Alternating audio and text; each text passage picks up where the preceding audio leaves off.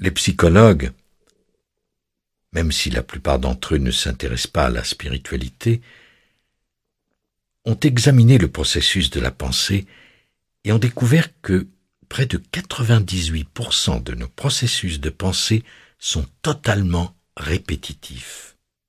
C'est-à-dire que les mêmes choses reviennent sans cesse à l'esprit. La plupart des gens se retrouvent avec les mêmes pensées qu'ils avaient il y a 10 ans. Ils sont conditionnés et s'identifient entièrement au mental conditionné. Vous pouvez l'observer dans les relations alors que les gens réagissent continuellement à leur conditionnement. Par exemple, si vous enregistrez aujourd'hui les querelles de certains couples, vous constaterez que ce seront les mêmes altercations demain.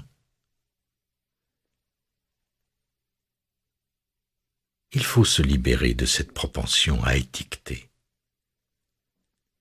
Il faut aussi accepter le fait qu'il est possible d'être conscient et éveillé sans penser. Comparé à cet état d'éveil, l'identification à l'identité mentale est comme un rêve. Un monde de rêve dans lequel nous sommes emprisonnés. C'est pour cela que les mots éveil et processus d'éveil ont toujours tenu une place si importante dans le langage spirituel. Le bouddhisme traite principalement d'état d'éveil.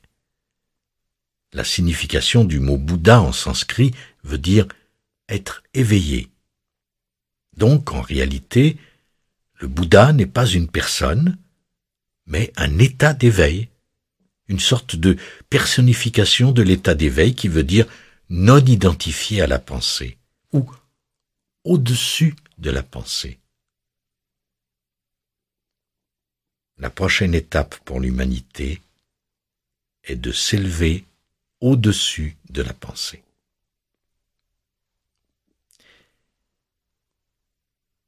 Donc on pourrait dire que ce qui m'est arrivé était une libération de la pensée compulsive et de l'identification au mental. Les pensées continuent de prendre forme, mais depuis ce temps, aucune d'entre elles ne m'a jamais rendu malheureux. Elles sont nécessaires quand je parle pour que les mots appropriés puissent sortir de ma bouche, mais les paroles proviennent de ce champ plus profond, libre de toute pensée mentale. C'est de cet espace que prend forme la pensée créatrice.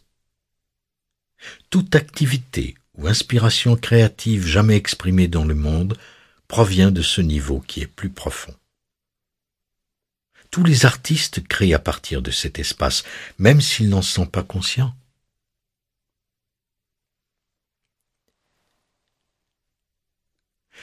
Je ne savais pas, lors de mon éveil, que mon processus de pensée avait été réduit.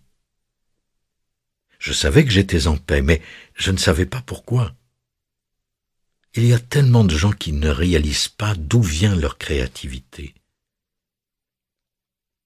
Ces gens entrent, peut-être brièvement et occasionnellement, dans un état d'éveil de la conscience sans la pensée, un état de présence alerte d'où surgissent les trésors. Puis, le mental donne forme à l'impulsion ou à l'intuition créative et il s'exprime extérieurement par l'écriture, la musique, la peinture ou toute autre forme.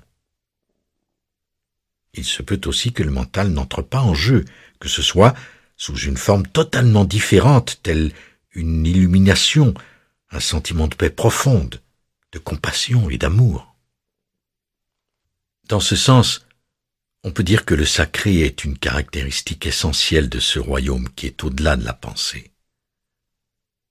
La paix, le sacré et l'amour dans son sens véritable atteignent ceux qui y pénètrent, ne serait-ce que pour quelques instants, parce que le temps n'existe qu'au niveau extérieur. À ce niveau, le temps n'existe pas. Tant que vous êtes dans cet espace, la paix émane de vous. Quelque chose brille en vous à travers la forme. Il se crée une ouverture vers quelque chose qui est au-delà de la forme. Je perçois maintenant le monde à travers ce calme la plupart du temps. On pourrait dire que tout se déroule dans un monde immobile et calme, même quand il y a de l'agitation autour de moi.